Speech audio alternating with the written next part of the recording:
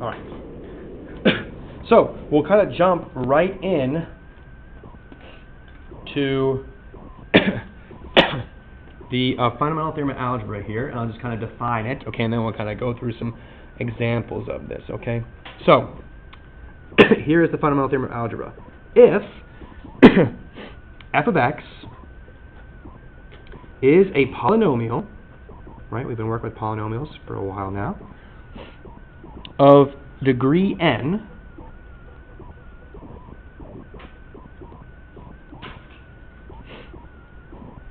okay, where n is greater than 0, okay, then the equation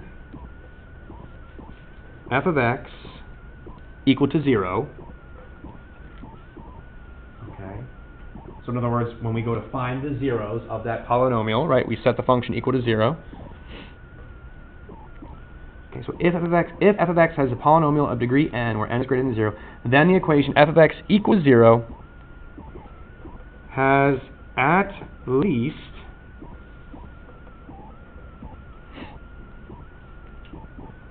one solution in the set of complex numbers.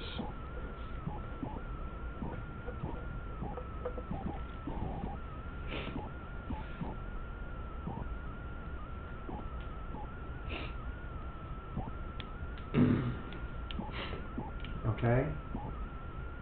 F of x is a polynomial of degree n where n is greater than 0. And the equation f of x equal to 0, that means the number of the zeros of the polynomial has at least one solution in the set of complex numbers. So in other words, every polynomial has at least one 0 in the set of complex numbers. Now remember, complex numbers, what does the set of complex numbers include? Fractions are in it. Are real numbers in the complex numbers? Yes. Are imaginary numbers in the complex numbers? Yes. So the complex numbers are basically every number that we've ever talked about, right? There's no number that we know of that is outside of the complex numbers. In fact, I mean, not that I'm the authority on any of this, but in the classroom, I guess you guys would consider me to be. And I don't know of numbers that are outside the complex number system. There might be such a thing. I don't know. But everything we've ever looked at is a complex number. So essentially what this means is, if you have any polynomial, if you guys were just to come up with some random polynomial, okay, of degree n, you know, just random numbers, even decimals for the coefficients, each one of the polynomials that you would write would have at least one solution when it's set equal to 0. Okay, every single polynomial would have at least one 0. Okay. Okay. In fact, thank you. In fact, okay, the polynomial will have n total solutions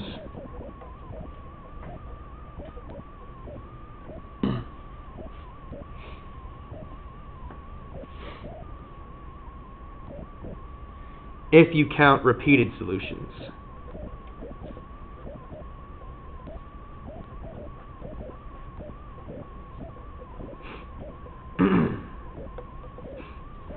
So in other words, sometimes there are these things called like double roots. Like a 2 shows up twice. There might be like a 0 at 2 twice. Okay, we didn't really have any examples that showed up like that. But an example of a polynomial, okay, you know, an example of a polynomial with like a repeated solution would be something like x squared minus 4. Okay, what is the degree of this polynomial? Okay, so it's a degree of what? 2, right? The highest power here is 2. So that means according to this fundamental theorem of algebra, there should be at least one solution in the set of complex numbers when I set it equal to 0. So if I set x squared minus 4 equal to 0, boom, I should now have at least one solution. Okay, but in fact, if we do this next part, the polynomial actually has n total solutions if you count repeated solutions. So really, there should be at least one solution, but we know there's actually going to be two. Okay, and so if we actually solve this, and there's a couple different ways that you can solve this one. We could factor it by doing like x minus 2, x plus 2. Oh shoot, that's not what I want to do, because that's going to give me two different roots. Never mind. Well, anyway. That's not what I was shooting for. I just went the wrong way. But anyway, you can see here that we do get two roots, right? It factors to x minus 2, x plus 2. And so you get x equals 2, x equals negative 2, right? So there's two unique roots.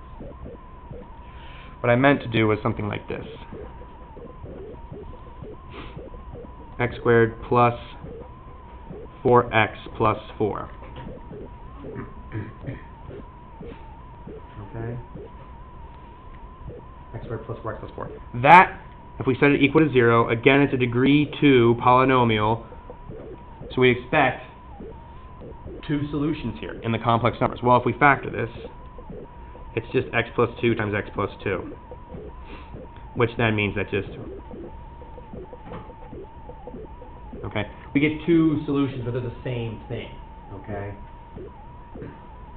so we count you can count these repeated solutions, you know, separately as two separate solutions, though. So there are two solutions to that polynomial. Okay.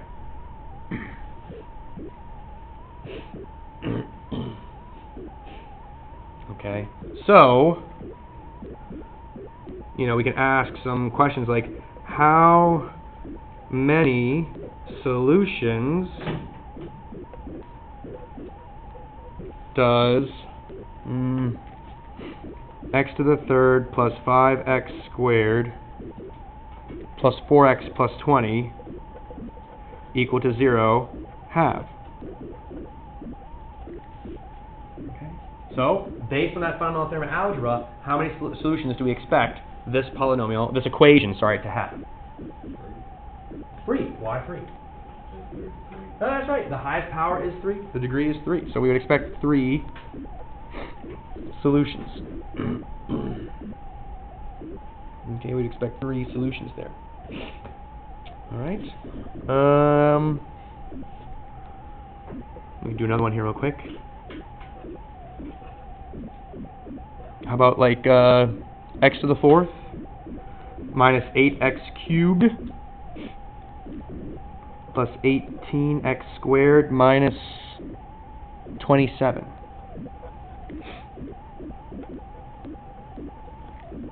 How many solutions do we expect from that one? Oh, if I say it equal to 0. Sorry, let me say it equal to 0. Okay, there we go. How many would we expect that one to have?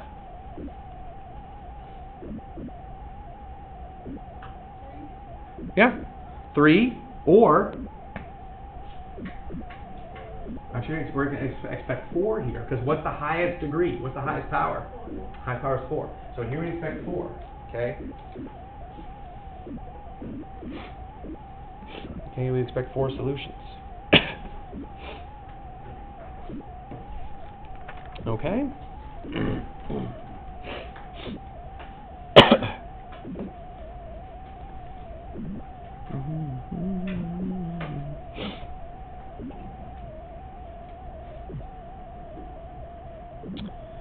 So let's see here. So how are we going to use this idea, right?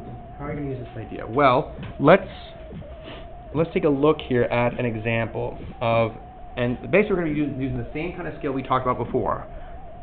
Okay, we're going to use the same kind of skill we talked about before. So now our directions are going to be something like find all zeros of the given polynomial function.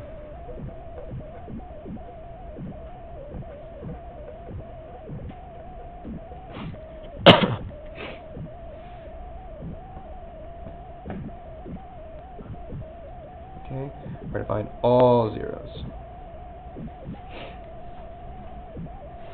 Okay, so let's do our first one here, and let's start with a not awful one, hopefully. Okay, let's try like x cubed plus 7x squared plus 15x plus 9, and that's our function.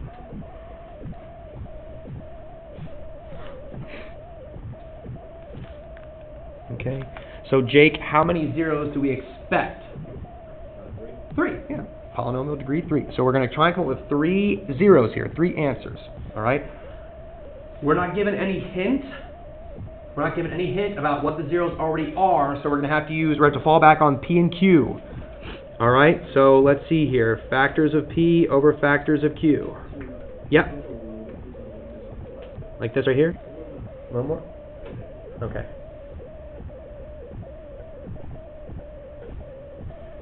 Okay. So Jake, we'll stick with you here. What is P in this particular polynomial here? What's the value of P? 9. And so our factors then are going to be plus or minus 1, 3, and 9. And then what's our Q here, Jake? Yep, just 1.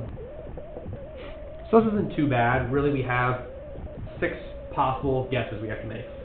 Plus or minus 1, plus or minus 3, plus or minus 9, because they're all over just the plus or minus 1 there. So we just have to guess there. All right. And so let's see here. Let's see. Who's going to be our guesser? Let's go to Connor. All right, Connor, I need you to pick a number for us here. Positive negative 1, positive negative 3, positive or negative 9. Pick one. You want to try positive 3? Okay, let's see what we come up with here. Oops, 7x squared plus 15x plus 9. Okay. So we'll put 3 in our, 3 in our synthetic division there, and we'll put our coefficients in. So the 1, then the 7, then the 15, and the 9. Okay, and let's see if Connor's a good guesser here. So 1 times 3 is 3, 10 times 3 is 30, 15 and 30 is 45, 45 and 3 is going to be, 135. Oh, okay, it looks like we have a remainder. So that's not what we want to use there, right? 3 is no good. All right. Let's try another one. How about try another guess there, Connor? What do you say? You want to try negative 9? All right, let's try negative 9. Why do you say negative 9? Any particular reason? Okay. Yeah. Well, let's think about one thing here. Any positive number that we pick, okay, we're going to drop this 1 down, and we're going to take 1 times that positive number, and it's going to be positive. We're going to add these up, and it's going to get bigger. And then we're going to multiply by the positive number, and add them up, and it's going to get bigger. And they're going to multiply by the positive number, and add them up, and get bigger. So we definitely don't want any positive numbers here, because that's going to just make our numbers get bigger and bigger and bigger. We'll never get to 0. So we do need some negatives. So let's see what happens here. So 1 times negative 9 is negative 9. 7 and negative 9 is negative 2. Negative 2 times negative 9 is 18. Oh gosh, let me just make sure I did this right here. Yes. Yes, okay. And then 18 and 15 is 33. 33 times negative 9 is way too much, right? Way too much. Okay, you say negative 1? All right, so let me just fix this here real quick, and then we'll say negative 288. So yeah, no good. All right, so Katie's like, enough, Mr. Widmeyer. Just pick one that works now. Stop messing around. Well, the truth is, this is what you guys are going to go through, right? You're going to guess and check, and you're going to make mistakes sometimes. Anywho, drop the 1 down. Negative 1, 6. 6 times negative 1 is negative 6, and that makes 9. 9 times negative 1 is negative 9. Ah, very good.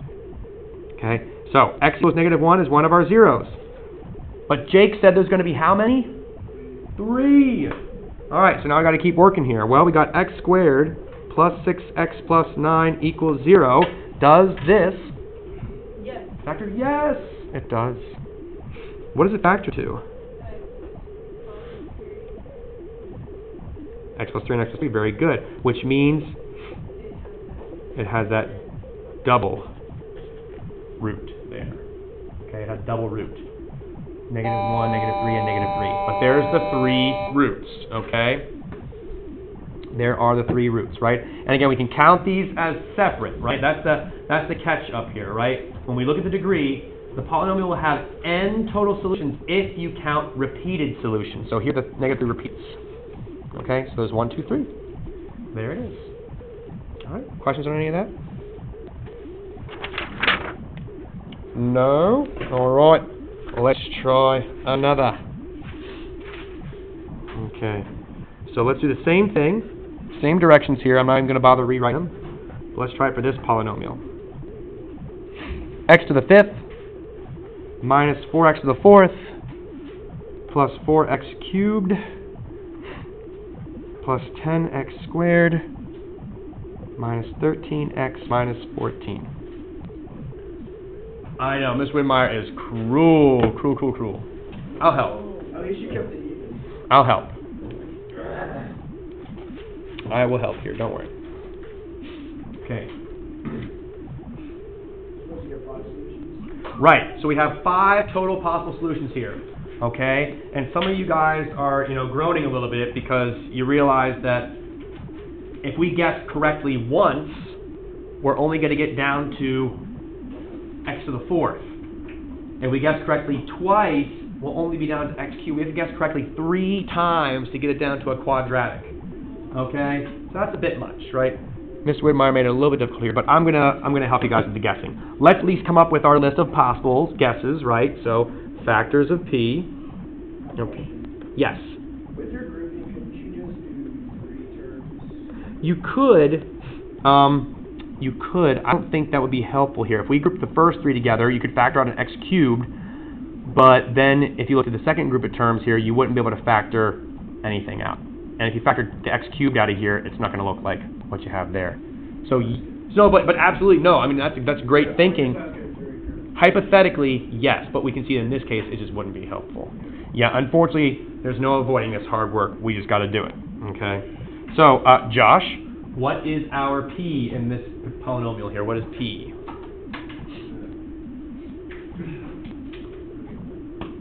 Nope, that's the q. It's 1. What's the p then? Q is the leading coefficient, so it's the 1. P is at the end, so what is it? Negative 14, that's right. So it'll be plus or minus 1, 2, 7, and 14, because we want all the factors of that p. Okay, so again, that's p right there, and then q is that right there, it's the 1. Okay. So luckily there's only 8 things to guess. All right. So, and again, the good news is it's just either plus or minus 1 over 1, plus or minus 2 over 1, plus or minus 7 over 1, plus or minus 14 over 1. So there's not a second number here, so that's kind of nice. All right, so let's go to, okay, Josh. So, well, how do you do it again? What do you want to guess here? What 0 do you want to guess?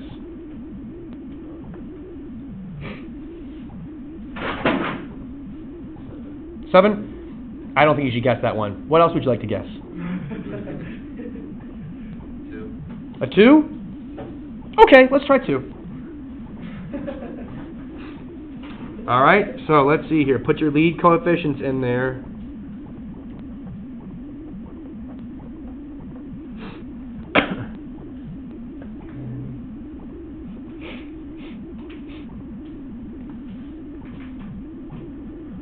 Josh revised his first guess. He guessed a 2 upon advice from Mr. Widd. So let's see what happens here. So 1 times 2 is 2, negative 2, negative 4, 0, 0, 10, 20, 7, 14. Oh my gosh! Well done, Josh. Good guess. Good guess. It worked. Okay. Remainder 0. All right, so we got 1, 0. It's x equals 2. All right, Josh, what else would you like to guess? Now, by the way, let me just pause here real quick. Notice, what is p now? For this new polynomial, our new answer. What's the p number now? Yeah. So, oh, I see what you're looking at. That's the remainder. Oh, yeah. 7. So it'd be 7 then. So that means our original list of zeros, what can we get rid of? The 14, we only go up to 7 now, so really we only have 6 guesses to pick from, right, as opposed to 14, because the number's changed.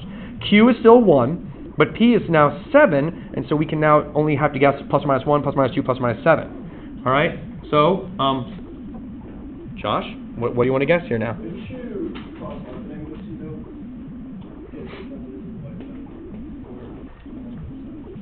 Oh, I see what you're saying. That's true. We could also get rid of the 2 as well, because it's going to be, because you're going to multiply something by 2, and 7 is odd.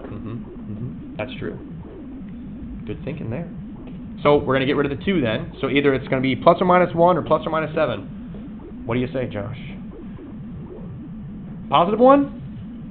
Ah, negative 1. Yeah, that's what you meant. That's because that's when we should guess. All right, let's guess the negative 1. Let's guess the negative 1. Okay, we'll see then. Okay. So one other thing I want to mention is that, well, never mind. So negative 1. Never mind. We'll try negative 1 here. So, let's see. All right. So drop the 1. 1 times negative 1 is negative 1. Negative 3, 3, 3, negative 3, 7, negative. Oh my gosh. That's right. Josh is gonna go get some scratch offs tonight. He's using up all his luck right here. He had the luck for the winning numbers, and now I'm taking it away from him. I'm draining him so he can just do the math right. Okay. All right. So we started with a 5th degree. This was now a 4th degree, and this answer is going to be 3rd degree. So we need to come up with one more 0 here. Now you'll notice that P is still 7 in this case. Q is still 1. By the same argument that we made earlier, we can throw out the idea of plus or minus 2 though, because again it's going to be an odd final number there. So then it's again either going to be plus or minus 1 or plus or minus 7. Notice negative 1, okay, we used it, but it's still possible to use it again. Let's try negative 1 again. Let's try negative 1 again. Drop the 1 down. 1 times negative 1 is negative 1, negative 4, positive 4, 7. Oh my gosh. That's 0. Okay. That was risky, but it paid off. Okay, so we have a 0 at 2. We have a 0 at x equals negative 1 that happens twice. Okay, and so now we need how many more zeros? 2, right? And we're down to a quadratic. Whew, finally, we can stop guessing. Okay, so we'll set that equal to 0, and let's factor it. So let's see, we need 2 numbers that multiply to make 7, but add to make negative 4. Why did you do that? Oh, it doesn't factor. Yeah, I know. It's so disappointing, right? But we'll use quadratic formula instead. So the kind of key. You could if you wanted to complete the square root too. It's up to you. Yeah. Well, you do half the middle term and square it, so it should work out okay, I think. It wouldn't take, well, you'll see it. You'd end up with a square root. Yeah, exactly. Which would, I mean, that, if you don't end up with a square root, like if it simplifies nicely, that means it does factor. So by the fact that it doesn't factor means you're going to end up with a square root or imaginary, or both kind of thing, right? Yeah. So anyway, let's use quadratic formula. X equals negative b plus or minus the square root of b squared minus 4. I know you guys all remember this, but I'm just going to write it out for you, okay? All over 2a. So 2 times 1. Remember, how goes the weasel? X equals negative b plus or minus the square root of b squared minus 4ac all over 2a. See, there you go. I knew you guys remember that, and you just didn't want to sing it out loud, so I did for you. There you go. All right, so we get positive 4 plus or minus, and let's see here, that's going to be 16 minus 20. Aww. It's going to be imaginary. But our direction said find all zeros. And it didn't say find all real zeros. It said find all zeros. So that means we're including both real and imaginary here. So we're going to keep simplifying here. 16 minus 28 is negative 12. Okay. Instead of writing the square root of negative 12, how do we handle the square root of a negative? What do we use? I. I times the square root of 12. So it'll be 4 plus or minus I square root of 12.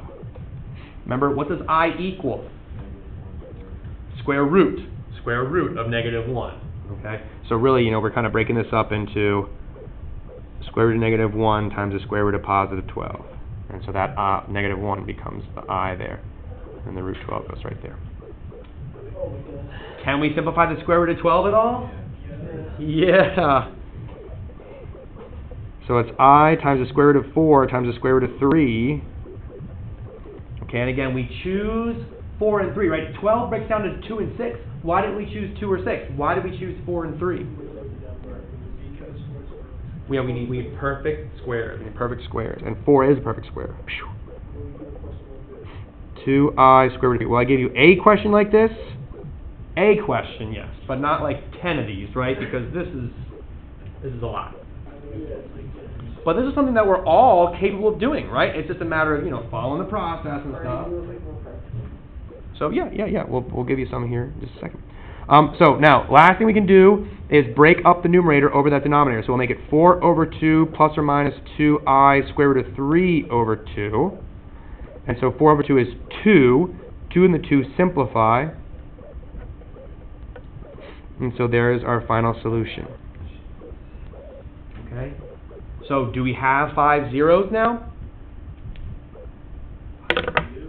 1, 2, 3, 4, 5. There's 2 zeros here, right? 2 zeros. 1 0 is 2 plus I root 3. The other 0 is 2 minus I root 3. So there's 2 zeros there.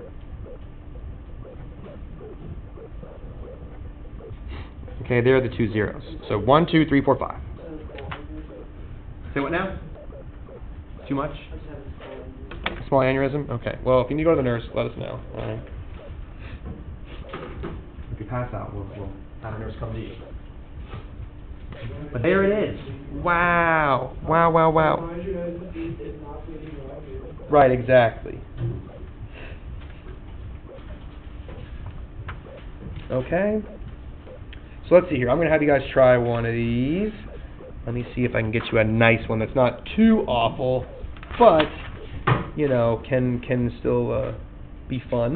How about we just solve for x, like x to the first power, solve for x? Ah, like a linear equation Yeah, I can do that. back in the day. See, and you thought those were difficult at one point, right? Maybe not. All right, let me just check one here, and I'll see if I can get you a nice one that's not too awful.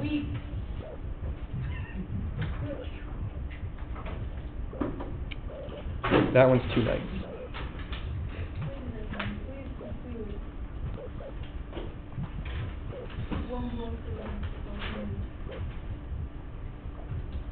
I feel like at the end of this class, you two are gonna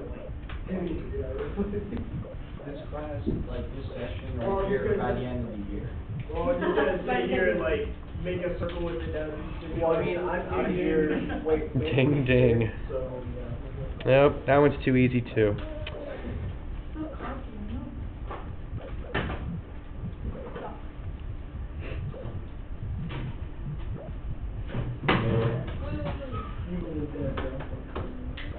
Okay, I think I found one that'll be good for you guys.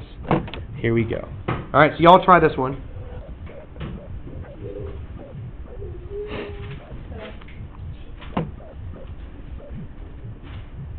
Okay, so f of x equals x to the fourth plus 15x squared minus 16. Okay? Find all zeros. Okay? Find all zeros. Now, when you go to do your synthetic division, Is it 15x squared? 15x squared. Yeah. So when you go to do your synthetic division, you're going to have 1, and then the next number will be what? 0, right? Because there's a 0x cubed. Then you have 15, and you'll have another 0 for that 0x, and then minus 16. Okay, I'll give you a hint. No, I'll give you 2 hints. No, I'll give you a homework assignment too here.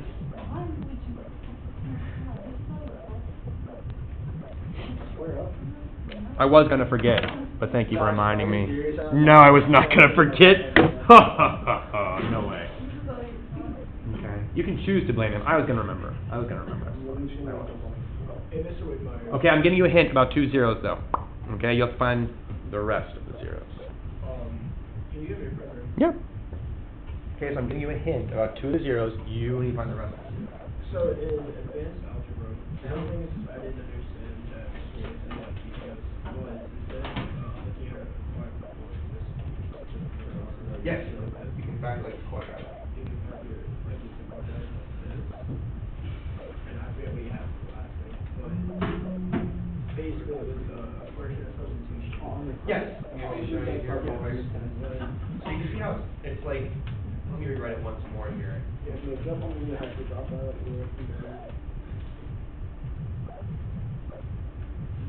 So you see that?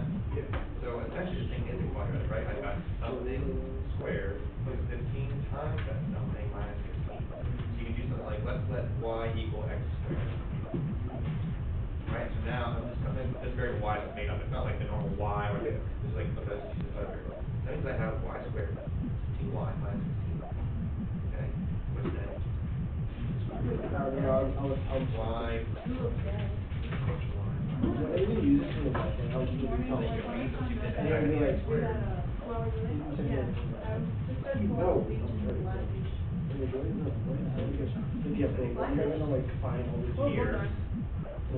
You want to leave it? Right, and then here, So weird. negative 16, which is square rooted, plus or minus 4. You see that? Yeah. So that's now that's obviously again this is a unique case that this happens to work. He had his GD, but I couldn't understand. Does it make sense kind of more now? A little Here? bit, yeah. He's basically just taking whatever exponent, let's say this is given 8, and then this is 2, and you just Well, y for the. so if this were 8, then you would need the middle term to be to the 4th. Yeah. And then and then really what you want to do, if you want, you can just go straight from here and say, okay, well this is gonna be x to the 4th, x to the 4th. Yeah. And then again here minus 16, or at least plus 16 minus 4. But you can do it straight up, you don't even have to do substitution. You just do it over that. Exactly. All right, that makes sense. Now that you need it, I had somebody else explain it. You need it. Yeah, but I'm telling, I gave you 2 zeros already. 1, negative 1 there, so you use those to start out and then proceed, okay, then proceed. For like the placeholder. Uh-huh. Like a 0. Yes, you should have 0 between Like both. 2 zeros. Yes, it should go 1, 0, 15, 0, negative 16. Sorry, Kate.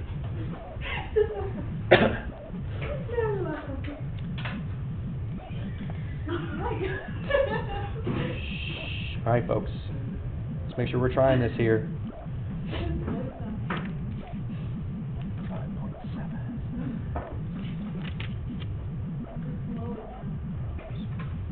What class are you taking or teaching next year? I don't know yet. We the math department and IRA department. So what happened? Here's how this kind of the process works. I don't know how interested you are, but I'll just describe it anyway because I'm a teacher and that's how I do.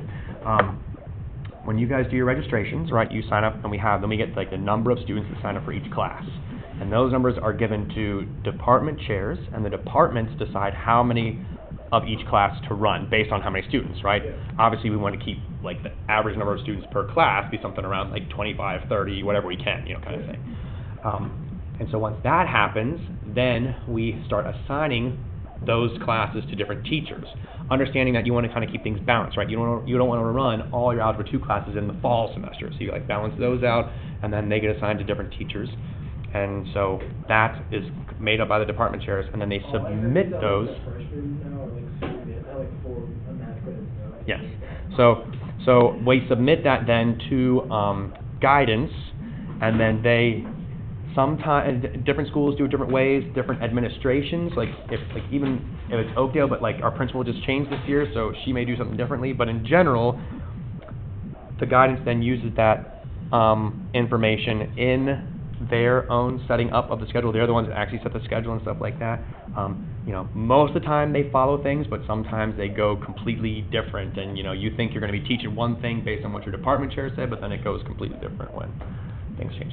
So it's I have an idea based on what my department chair said, but it could be completely different. Are you strictly just a math teacher or What's that? Are you just strictly a math teacher? Right. So for me, and again, to teach in different subject areas, you have to be certified and stuff like that. So I am only certified to teach math. But there are other teachers that are certified in other. Geometry, linear, certified. Right. Any yeah. Mm-hmm. What math would you want? So my favorite topics are calculus and geometry. I like those I most. think Cancer is all high. They're both I don't know, fun topics. Like, and I mean, again, you know, obviously with calculus it's like an AP level thing, but I would love to. I mean, if there was a merit calculus, I would teach merit calculus. I like calculus. It's good. It like kind of brings everything together that you guys have learned. Not So. like no more like not much students that like have you as a teacher. Like their class is really small. Yeah, I'm surprised too. But sometimes, again, that's just a matter of the way the scheduling works out Like, you don't too. understand how much all the other teachers get like so much crap like this. Yeah, I don't know. I mean, again, you know, who knows? Maybe it would be harder if I had more than 15 students in here right now too. You know, it's hard to say. But anyway. Well, I mean, it's also on the teacher. It can be, yep, exactly. So, I don't know, but I am very thankful that we have a small class, so. All right, let's jump in here real quick, and let's use my guesses.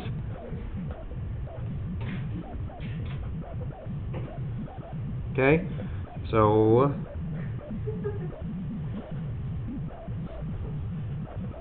All right, the one worked, right? I told you it would, and let's try the negative one then.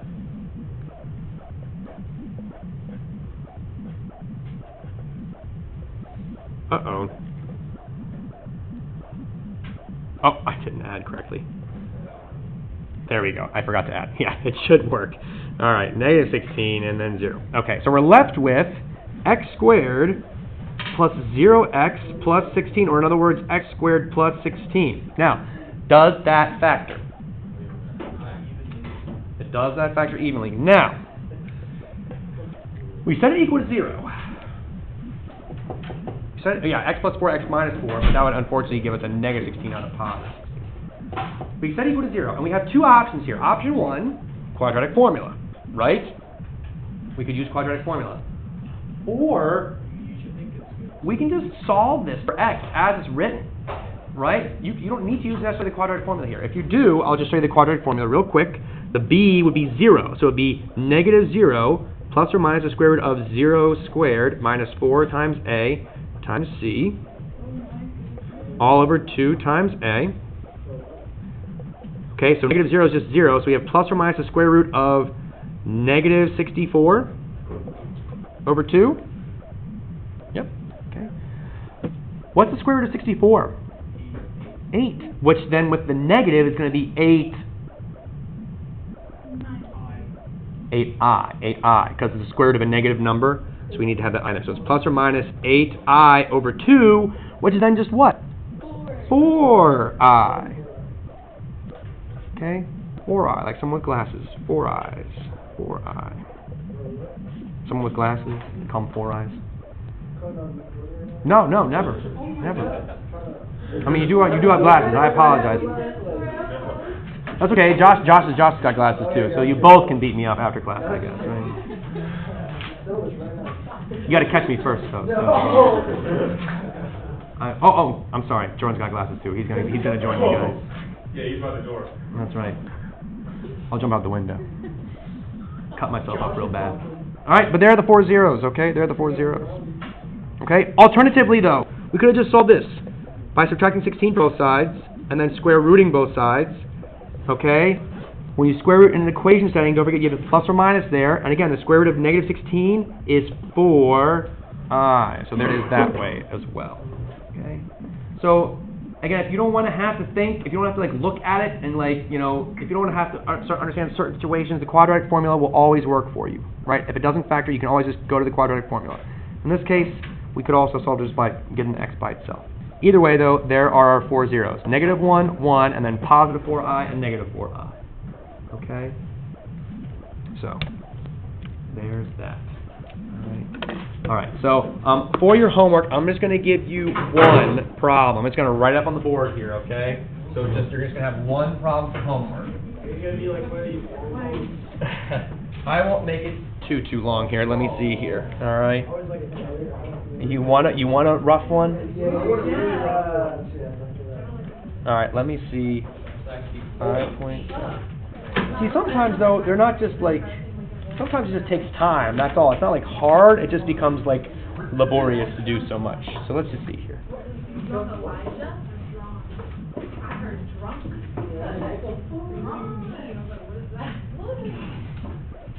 Alright, I'm going to give you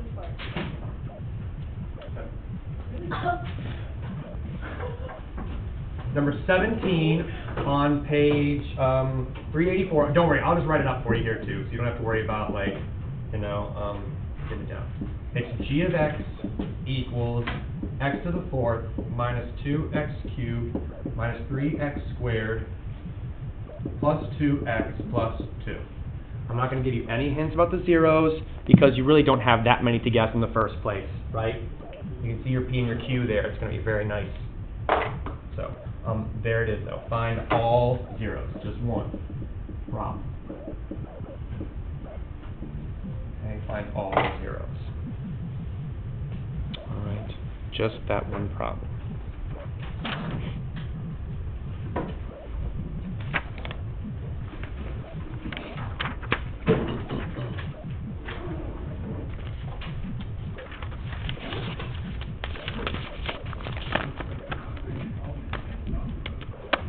Say what? It looks like an average problem from advanced algebra. Right, this one's not too bad, I think. I mean, you have that 2 there. Makes the numbers kind of nice.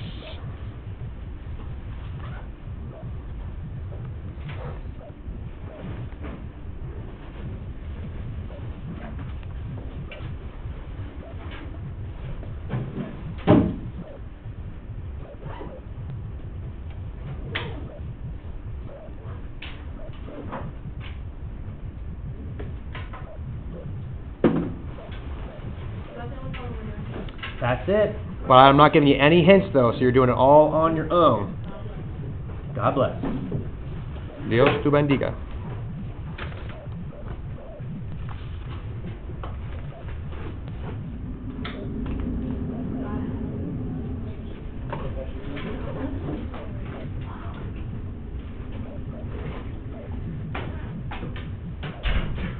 I thought they were taking a picture of me.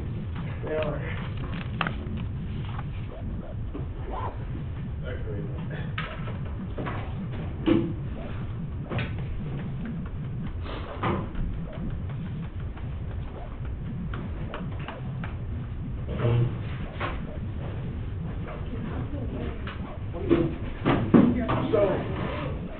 When I first saw this, Go ahead, I'm listening.